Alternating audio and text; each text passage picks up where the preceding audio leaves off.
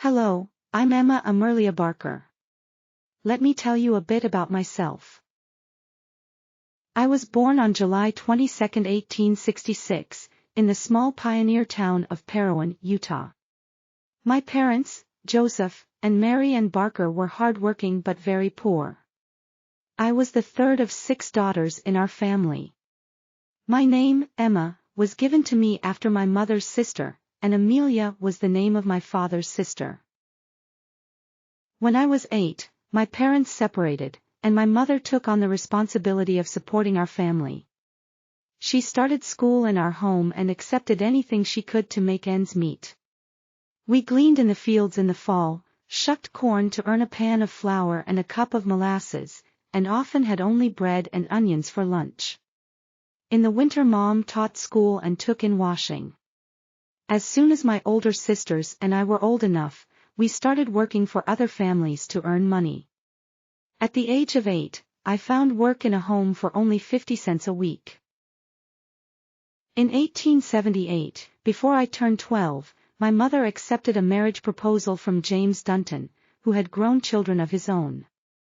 In early 1879, when I was still 12 years old, President John Taylor called our family to join the famous Hole in the Rock group.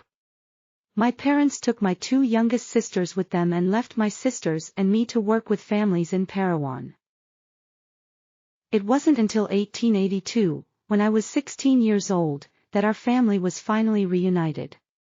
The 4 older girls and I traveled with a group going across the Colorado River to Bluff, Utah, where we met and were taken to Mancos. I was overjoyed to see my mother and sisters. They were living in a dugout with a mud roof. I and my sisters soon obtained work to make our own way and to help our mother. The next few years in Mancos were happy for me and my sisters. We found work to support ourselves and help our mother. We attended dances, plays, and various parties. In the small town of Mancos, girls were scarce, so we were very popular. In 1884 I married Joseph William Wilden, or Bill. Bill loved playing the fiddle, and would play for dances. He would bring warmth and joy to the hearts of those who attended the dances. Bill loved music and was a hard worker. When he was 21 and I was 17, we married on May 19, 1884. Our first home was a small log cabin. We had very little to keep the house on and very little to eat. We both had to work so hard. We had 10 children together. Bill worked as a mail carrier, stagecoach horse caretaker, and wagon driver. In the fall of 1931, after years of anticipation, we embarked on a journey to Salt Lake City with our children.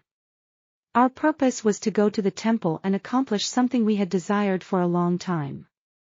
It was a momentous occasion for our family, and we were grateful for the opportunity to strengthen our bonds and deepen our faith. I love the gospel and always try to set a good example for my children and grandchildren. We never missed church, even if it meant walking long distances to attend. I try to always improve my education, especially concerning the Bible.